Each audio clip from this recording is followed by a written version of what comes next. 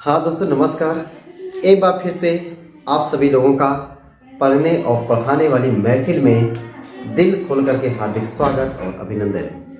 तो दोस्तों आज की क्लास में हम लोग बहुत ही शानदार जानदार और वेरी वेरी इंपॉर्टेंट टॉपिक को देखने वाले हैं। ये आपके एग्जाम में ये टॉपिक ना लगभग समझो फिक्स है, ठीक है ना, लगभग फिक्स है।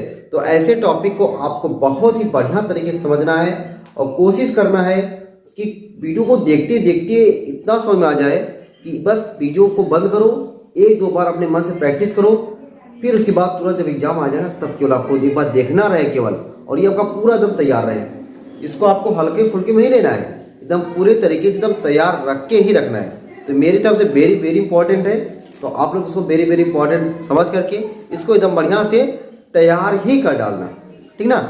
तो कॉपी पे निकालिए, चीज़ों को साथ साथ समझते हैं, साथ साथ सुंदर सा नोट्स बनाते हैं और बढ़िया तरीके से इसको सीखते हैं ना। तो टॉपिक का नाम क्या है? गोली उत्तल पृष्ठ द्वारा प्रकाश के अपवर्तन का सूत्र। अवतल पृष्ठ होता है तो हम लोग उसको फिगर ऐसे बनाते हैं, ये पृष्ठ अवतल कहलाता है, लेकिन ये हमारा क्या बना हुआ है? गोली उत्तल बना हुआ है। गोली उत्तल पृष्ठ द्वारा प्रकाश के अपवर्तन का सूत्र हमको देखना है। अब वो सूत्र हम लोग कैसे कैसे निकालेंगे वही हमको क्या करना है? सीखना है। वही हमको क्या करना है? सीखना है। अब देखो हम लोग कैसे सीखते हैं। तो हम मान लेते हैं कि इसके सामने ये गोली उत्तल पृष्ठ है, इस उत्तल पृष्ठ के सामने कोनो छोटा सा बिंदु आकार का कोनो वस्तु है। ओ छोटा सा एकदम नन्हा सा प्यारा सा वस्तु है। अब वस्तु है तो वस्तु बहुत सारी कीड़े निकलेंगे। क्या निकलेंगे? बहुत सारी, ढेर सारी प्रकाश की कीड़े निकलेंगे। लेकिन हम लोग ढेर सारी नहीं लेते, सिर्फ एक प्रकाश कीड़े लेते हैं। ये प्रकाश कीड़े देखो यहाँ पे क्या होगा? ये आपतित हुआ, यहाँ पे क्या हो गया? ये आपतित हो गया। अब ये मान लेते इधर का माध्यम क्या विरल है, ये मान लिया जा रहा है विरल माध्यम, जिसका अपवर्तनांक N1 है। इधर का मान लिया जा रहा है ये सघन माध्यम है और इसका अपवर्तनांक क्या है? N2 है। ये विरल माध्यम हो गया, सघन माध्यम हो गया, इसका अपवर्तनांक N1, इसका अपवर्तनांक N2 है। अब आपको तो अच्छे से पता है कि जहाँ पे माध्यम चेंज होता है वहाँ पे प्रकाश का अपवर्तन होता है, यहाँ पे अपवर्तन होगा, इसमें नो डाउट। अब जब अपवर्तन होगा तो प्रकाश की किरण अगर विरल माध्यम से सघन माध्यम में जा रही है तो विलंब को झुकेगी, कोई दिक्कत नहीं। लेकिन यहाँ तो विलंब का पता ही नहीं है। लो भैया बवाल शुरू। अब विलंब का पता ही नहीं कि विलंब है कहाँ, तो कैसे पता चलेगा कि विलंब को झुक रही है या विलंब से दूर जा रही है? तो अपना पहले काम क्या होता है? विलंब को डालना। अब विलंब देखो कैसे डलाएगा। ये जो गोली पृष्ठ है ना, ये गोली पृष्ठ है, इसके ध्रुव को हमने माना P, इसके वक्रता केंद्र इधर होगा, वक्रता केंद्र माना C। हो गया कि अब जो हमेशा C जो होता है कोई गोला होता है, गोले जिसे गोला हो गया, ठीक है, या वृत्त हो गया, वृत्त ले लो चाहे गोला ले लो, इसका ये सेंटर हो गया, इसके सेंटर से अगर इसके ऐसे जो डाला गया है ये सदैव क्या होता है? 90 डिग्री का कोण बनाता है। तो आप इस पे अगर C पर लंब डालोगे तो वो कोण क्या हो जाएगा? 90 डिग्री। लंब डालना भैया, लंब मतलब 90 डिग्री, लंब डाल दो। लो देखो हमने इससे क्या किया? इस पे लंब डाल दिया। ये लंब कहाँ पे आना चाहिए? एकदम C पर आना चाहिए, C पर आएगा। अच्छा बढ़िया। तो अब आपको ये लग रहा है कि आपतित किरण है, अब ये विलंब हो गया। अब जब प्रकाश की किरण विरल माध्यम से सघन माध्यम में जाएगी तो क्या होगा? जब विरल प्रकाश की किरण विरल माध्यम सघन माध्यम में जाती है अविलंब को झुक जाती है। तो ये है इसकी अविलंब, इसकी तरफ ये झुक जाएगी, ये ऐसे, और झुकते हुए जाके यहाँ पे कहीं मिल जाएगी, ठीक है। झुकते हुए जाएगी, यहाँ पे कहीं ऐसे मिलेगी। लो भाई ये देखो क्या हो रहा है यार, ये इसको मैं थोड़ा बढ़ा दूं इसको ऐसे, और ये इसको ये या सफाई सुथरा का थोड़ा ध्यान दिया जाए ना। ये हो गया। अब एक प्रकाश की किरण यहाँ से निकली और यहाँ पे जाके मिली। अब प्रतिबिंब बनाना है। अब प्रतिबिंब के लिए आपको कम से कम 2 प्रकाश किरणें चाहिए। 2 प्रकाश किरणें परावर्तन है तो परावर्तन, अपवर्तन है तो अपवर्तन। अपवर्तन के पश्चात किसी बिंदु पर मिले या मिलती हुई प्रतीत हो। तो ये दूसरी प्रकाश की किरण सीधे निकली, और आपको पता भाई सीधे अगर जाती है विलंब पड़ती है ना तो विलंब सीधे निकल जाती है। लो भाई इसे निकल गई, ये यहाँ पे कहीं मिल गई, और जहाँ पे कहीं मिल गई वहीं क्या बन गया? इसका प्रतिबिंब बन गया। क्या बन गया? इसका प्रतिबिंब बन गया, ठीक है। अब ये प्रतिबिंब तो बन गया यहाँ पे, कोई दिक्कत नहीं, मजा आया भाई। अब यहाँ से हम लोग इस पर एक क्या डाल देते हैं? एक लंब डाल देते हैं। ओ यहाँ पे नाम दिया हमने, आप इसको नाम दिया N, ठीक है, ON। चलो यम डाल देता हूँ ना, यम डाल नाम, इसको नाम क्या देते हम लोग, यम देते, यम, इसको यम नाम देते, ठीक है, सब नाम पड़ गया। इस वाले कोण को मैं नाम देता हूँ अल्फा, यहाँ पे कोण बन रहा है, यहाँ भी कोण नाम बन रहा है, इसको नाम दे रहा हूँ बीटा, यहाँ पे जो कोण बन रहा है इसको मैं नाम दे रहा हूँ गामा। ये गामा है, देखो ये ऐसे, ये क्या है, गामा है ना, क्या है, गामा। अल्फा बीटा गामा ये हमारे क्या हो गए, तीन कोण हो गए, अल्फा बीटा गामा ये क्या हो गए, तीन कोण बन रहे हैं। ये फिगर भाई समझ में आया कि नहीं? फिगर हमने आपको फिगर में क्या क्या बताया कि कोई बिंदु वस्तु है और वह बिंदु वस्तु जो है किसी उत्तल पृष्ठ है, उत्तल पृष्ठ के सामने ये यहाँ पे रखी हुई है, यहाँ से प्रकाश की किरण निकली, ठीक है, वह बिंदु यहाँ पे क्या हुई, आपतित हुई। जब आपतित हुई तो हमको क्या चाहिए भाई, सघन माध्यम में झुकेगा, तो झुकेगा, हमने क्या किया, एक अभिलंब डाला। अभिलंब हमेशा कहाँ से, सी से, ये याद रख लो, अभिलंब हमेशा कहाँ से पड़ता है, सी से डाला जाता है, सी से अभिलंब डाल दिया। प्रकाश की किरण विरल माध्यम सघन माध्यम में जाएगी, अभिलंब को झुक जाएगी, और प्रतिबिंब बनाने के लिए दो प्रकाश किरण चाहिए, दूसरी प्रकाश किरण निकली सीधे यहाँ मिल गई, जहां पे मिल गई वहीं प्रतिबिंब बन गया। इस वाले कोण को माना अल्फा, इस वाले कोण को माना बीटा, इस वाले कोण को माना गामा। ठीक, इतनी कहानी समझ में आ गई अच्छे से ना, कोई दिक्कत परेशानी तो दुख तकलीफ नहीं हुआ ना। चलो अब यहाँ पे हम लोग क्या लगाते हैं, स्नेल का नियम लगाते हैं। स्नेल चर्चा को याद करते हैं। स्नेल के नियम से यहाँ पे क्या लिखते हैं, स्नेल के नियम से, स्नेल के नियम से। तो स्नेल के नियम से क्या हो जाएगा, स्नेल का नियम क्या है, एकदम जुबान पे होगा, साइन आई बटा साइन आर। स्नेल का नियम क्या है, साइन आई बटा साइन आर बराबर n2 अपान n1। ये होता है ना भाई, n2 में जा रहा है, n1 में जाता तो n1 लिखते, n2 में जा रहा है तो n2 ऊपर हो जाता है, n2 बटा n1, क्रॉस मल्टीप्लाई कर दो, n1 साइन आई, n1 साइन आई बराबर n2 sign are, n1 sign आई बराबर n2 साइन आर। इसको चाहे समीकरण नंबर 1 बोलो, ठीक है। एक लाइन इसको भी समीकरण 1 नहीं कहते ना, एक लाइन और लेते हैं, यदि आई, आई मतलब आपतन कोण, यदि आई व आर, आर मतलब अपवर्तन कोण, यदि, अच्छा आई और आर तुमने दिखाया नहीं, गजब वाह। देखो भाई पहले आई और आर पहले क्लियर कर लो। आई क्या होता है, आपतित किरण और अभिलंब के बीच का कोण। आपतित किरण कोण है ये, अभिलंब कोण है ये, इनके बीच का कोण क्या कहलाएगा, ये आपतन कोण कहलाएगा। अपवर्तन कोण क्या होता है, अपवर्तित किरण अभिलंब के बीच का कोण। अपवर्तित किरण कौन सा है, ये, अभिलंब कौन सा है, ये, इनके बीच का कोण ये क्या है, आर है। आर और गामा में फर्क है भैया, ठीक है ना, आर और गामा। आर जो बनाएंगे ये छोटा सा ऐसा बनाएंगे, गामा बनाएंगे इसे बड़ा असर है, ताकि तुम लोग को समझ में आ जाए बढ़िया से। कितना गंदा मैं कर दे रहा हूँ ना। यदि आई व आर क्या हो, अत्यंत सूक्ष्म हो, अत्यंत सूक्ष्म हो, यदि आई व आर क्या हो, अत्यंत सूक्ष्म हो, तब तब तब क्या भाई, तब साइन आई बराबर आई तथा साइन आर बराबर आर। अगर आई और आर बहुत छोटे रहेंगे तो साइन आई का मान आई होता है और साइन आर का मान आर होता है। तो अगर ऐसा होता है तो n1 आई बराबर n2 आर, इसको समीकरण नंबर 1 माना। इतनी बात समझ में अगर आ गई होगी तो अब फिगर का हम लोग फिगर की तरफ रुख करते हैं, और फिगर की तरफ रुख करते हैं और फिगर के माध्यम से हम लोग आई और आर का मान निकालते हैं और मान ला के यहाँ पे रखते हैं, इसको सॉल्व करते हैं, फिर जाके हम लोग अपवर्तन का सूत्र निकालते हैं। इतनी कहानी आपको अभी समझ में आ गई होगी कि हमने कुछ नहीं किया, सिर्फ स्नेल का नियम लगाया। स्नेल का नियम साइन आई बटा साइन आर बराबर n2 बटा n1, क्रॉस मल्टीप्लाई किया और थोड़ा सा कंडीशन लगाया कि अगर हमारे आई और आर बेचारे बहुत ही छोटे हो ना तो साइन आई का मनवा आई होता है और साइन आर का मनवा आर होता है, ठीक है। तो अब हम लोग फिगर की तरफ रुख करते भाई। फिगर में देखो हमारा, हमें आई और आर की जरूरत है। आई हमारा यहाँ पे है, आर हमारा यहाँ पे है। अगर आप ध्यान से देखो इस वाले फिगर को, ये यहाँ पे जो मैं थोड़ा सा चला रहा हूँ मार्कर, देखो यहाँ से यहाँ तक गया और ये वाला चीज ये वाला, और एक आपका बन गया यहाँ से ये कोई त्रिभुज दिख रहा है कि नहीं आपको, यस सर त्रिभुज दिख रहा है। इस त्रिभुज में जो आपका त्रिभुज कुछ ऐसे बना हुआ है, ये त्रिभुज, इस त्रिभुज में यहाँ पे कोण है अल्फा, यहाँ पे कोण है बीटा, और यहाँ पे इस अभिलंब को अभिलंब के ये ऊपर गया ना, ये वाला कोण क्या है आपका आई है। तो किसी त्रिभुज में दो अंतः कोणों का योग उसके बाहर वाले कोण के योग क्या होता है, बराबर होता है। ये चीजें तो आप क्लास 6-7 में सीखे हो और इसे भूल कर सकते हो कि कोई त्रिभुज है, त्रिभुज के दो अंतः कोणों का योग उसके बाहर वाले कोण के योग के, उसके बाहर वाले कोण के बराबर होता है या योग के बराबर होता है, कुछ भी कह दो, ठीक है। तो ये चीज यहाँ पे अप्लाई हो रहा है कि नहीं, एकदम अप्लाई हो रहा है। तो हम लोग क्या लिख दें कि त्रिभुज क्या लिख दें OMC में या MOC, ये लिखते ना MOC, त्रिभुज MOC में क्या हो जाएगा अल्फा प्लस बीटा बराबर आई। लो भाई आई का मान मिल गया। आई का मान क्या मिला हमको अल्फा प्लस बीटा। अब आर का चाहिए। आर देखो कहाँ पर है, यहाँ पर है। अब आर का मान निकालने के लिए देखो आर है, यहाँ पे गामा है, यहाँ पे बीटा है, तो त्रिभुज का नाम क्या हुआ त्रिभुज MIC में। त्रिभुज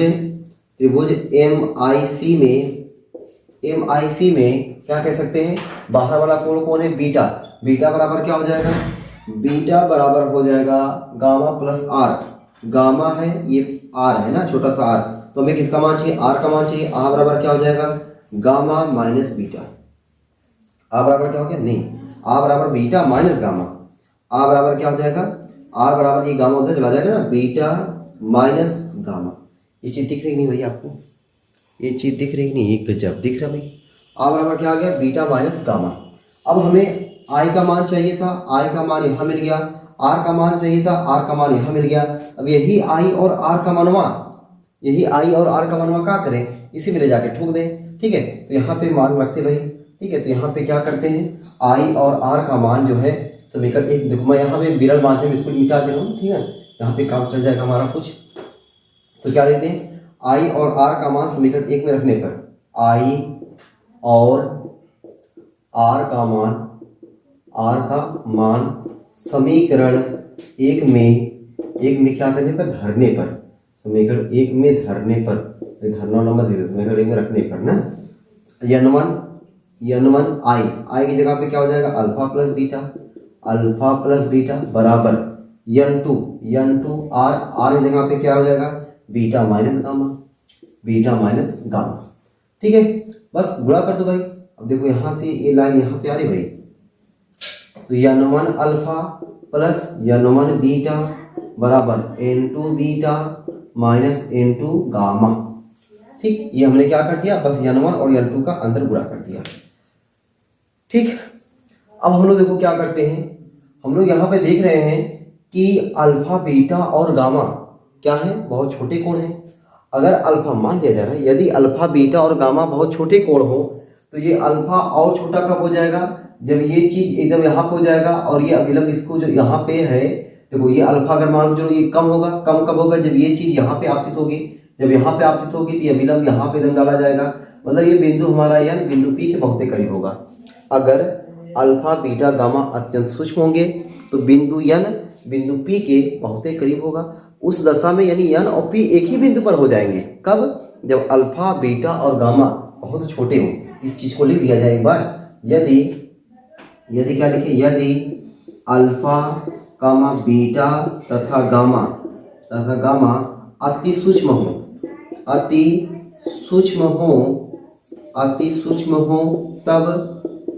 तब बिंदु कैपिटल N कामा P के बहुत समीप होगा। बहुत वैसा समीप दिख रहा है, जब हो जाएगा तो और समीप हो जाएगा। तो मतलब हम बिंदु चाहे N कहें चाहे इसको P कहें ना, तो बिंदु N P के बहुत समीप होगा। अच्छा, ये चीज तो समझ में आ गया, समीप होगा।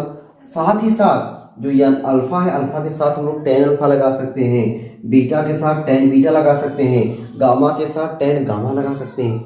ये कब लगा सकते हैं, जब अल्फा बीटा और गामा बहुत छोटे होंगे तब। ठीक है, तो n1 अल्फा की जगह पे tan alpha plus n1 beta की जगह पे tan बीटा बराबर n2 बीटा की जगह पे tan beta minus n2 gamma की जगह पे tan गामा। ठीक है, तो ये चीज थोड़ा सा आपको एक लाइन याद रखनी पड़ेगी और आप लोग याद कर सकते हो ना। अब देखो हम लोग क्या कर लेते हैं कि अल्फा का मान, tan अल्फा का मान, tan बीटा का मान, tan गामा का मान ये फिगर के साथ ऐसे रखते हैं। tan बराबर होता है लंब बटे आधार। अल्फा है तो अल्फा वाला कोण लेंगे, बीटा है तो बीटा वाला कोण लेंगे, गामा है तो गामा वाला कोण लेंगे। तो n1 tan अल्फा, tan बराबर क्या होता है लंब बटा आधार। अगर ये अल्फा है तो ये लंब हुआ, ये आधार हुआ। ये लंब हुआ तो ये लंब यहाँ पे जो यम ना कह करके यम पी कह देंगे हम लोग ना, क्योंकि हमारा यम जो है पी के बहुत समीप है। ये लंब हो गया और ये आधार हो गया। ठीक है, लंब बटा आधार, लंब क्या हो जाएगा यम पी, लंब क्या हो जाएगा यम पी बटा आधार हमारा क्या हो जाएगा OP OP plus n1 tan beta देखो बीटा वाला ये है, लंब ये हो जाएगा, आधार ये हो जाएगा, तो mp बटा आधार की जगह आप क्या लेते हैं हम लोग pc लेते हैं, pc सही है भाई, बराबर n2 tan बीटा वही चीज है mp बटा pc minus n2 tan gamma अगर ये है तो ये लंब हो जाएगा, यहाँ से यहाँ तक के आधार हो जाएगा, लंब की जगह पे क्या लिख दें आप लोग कहोगे सर mp लिख दीजिए, आधार की जगह पे क्या लिख दें बोलो भाई pi लिख दें, pi लिख दें ना, pi, वाह pi, इतनी बात क्लियर हो गई। हमने बस वही अल्फा लेंगे तो अल्फा के सामने का लंब निचवा वाला आधार, बीटा लेंगे बीटा के सामने वाला लंब निचवा वाला आधार, गामा लेंगे गामा वाला सामने वाला लंब, ये वाला लंब ये वाला आधार, ठीक। ये देखो यहाँ भी mp, यहाँ भी mp, यहाँ भी mp, यहाँ पे mp, सब चले गए mp, सब mp चले गए, ठीक है, सब mp चले गए, तो n1 क्या बचा 1 OP बचा ना।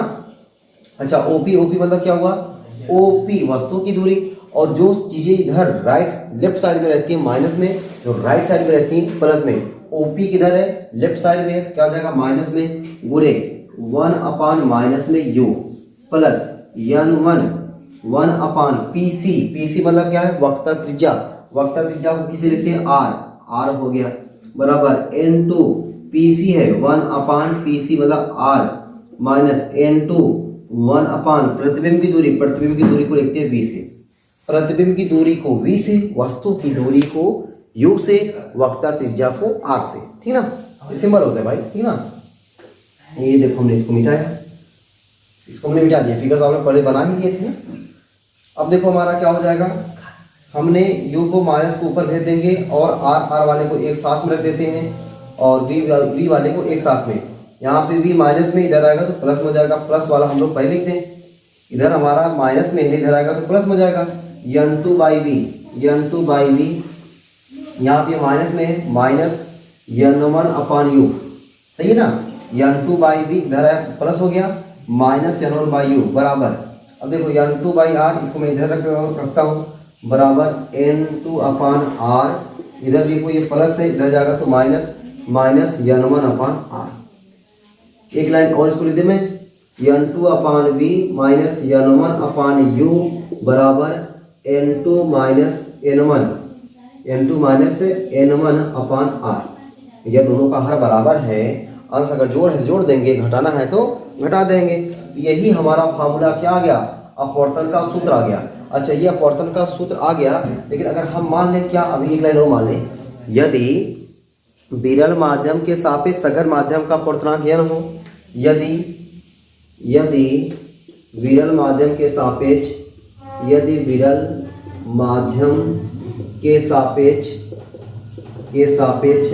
सघन माध्यम का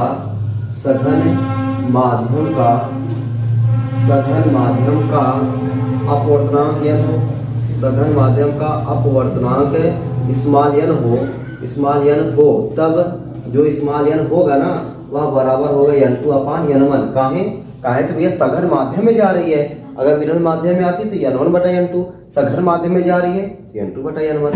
अब हमें n2 को बना देना है n2 बटा n1, इसको भी ऐसे बनाना, मतलब हमें अगर n2 बटा n1 बनाना है तो n1 से भाग देना पड़ेगा, सीधी सी बात, n2 बटा n1 बनाना है तो पूरे समीकरण में हम क्या करना पड़ेगा, n1 से हमको भाग देना पड़ेगा, जब n1 से भाग देंगे तो n2 बटा n1 किसका काम करेगा, n का, तो n बटा v माइनस n1 से भाग देंगे तो n1 कट जाएगा, बचा 1 u बराबर n2 से भाग देंगे n1 से भाग देंगे n2 बटा n1 का मान n माइनस n1 से भाग देंगे कट जाएगा 1 बचेगा बटा r, ठीक है, ये हमारा फार्मूला आ गया n by v minus 1 by u बराबर n माइनस 1/r। ये फार्मूला आपका बहुत ही इंपॉर्टेंट है, ये क्या है, वेरी इंपॉर्टेंट फार्मूला आपका निकल के आया, ये चीज आपको याद भी होना चाहिए, n by v minus 1 by u बराबर n माइनस 1/r। ये फार्मूला अगर आपको याद रहता है, समझ में आ गया है, तो इसके माध्यम से हम लोग पतले लेंस द्वारा प्रकाश के अपवर्तन का सूत्र वगैरह वगैरह जितनी भी चीजें हैं, सब चीजों को हमें समझने के लिए क्या होगा, बहुत ही आसानी होगा, ठीक है। अच्छा ये तब के लिए है जब प्रकाश किरण हमारा विरल से सघन में गया है, अगर हमारा प्रकाश की किरण सघन माध्यम से विरल माध्यम में जाता तो क्या करना पड़ता? कुछ नहीं, ये जो समीकरण आया है ना, इस समीकरण में हम लोग n1 के स्थान पे n2 और n2 के स्थान पे n1 लिख देते।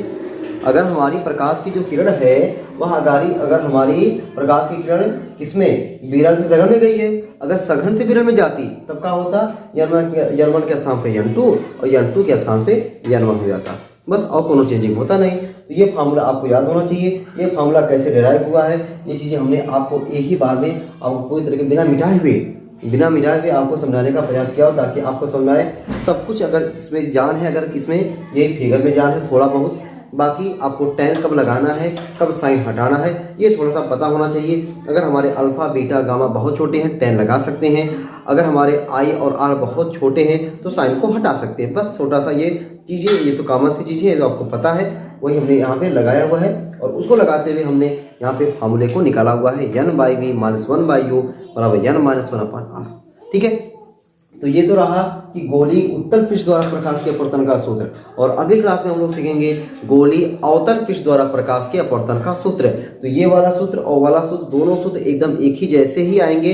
एक जो ये फॉर्मूला है ना, वही फॉर्मूला उसमें भी आएगा, बस थोड़ा सा तरीका निकालने का अलग रहेगा। और दोनों आप सीख लेंगे, आप दोनों तैयार रखेंगे, उससे आपको एग्जाम में भाई बेनिफिट मिलने वाला जरूर है। ठीक है, तो फिर आप लोग ऐसे ही हंसते रहे, मुस्कुराते रहे, पढ़ते रहें और पढ़ाई लिखाई को शानदार जबरदस्त तरीके से करते रहें। ठीक है, फिर अगली क्लास में हम लोग सीखेंगे गोली अवतल पृष्ठ द्वारा प्रकाश के अपवर्तन का सूत्र। और इसमें अगर किसी को कोई दिक्कत परेशानी है, दुख तकलीफ है, तो कमेंट बॉक्स खुला हुआ है, उस कमेंट बॉक्स में अपनी दिक्कत परेशानी को साझा करें, ताकि अगली वीडियो में उस दिक्कत परेशानी दुख तकलीफ आपकी जो है उसको हम लोग क्या कर सकें, बांट सकें। ठीक है, उसको कम कर सकें। ठीक है, चलते फिर मिलते हैं सबको, बाय बाय।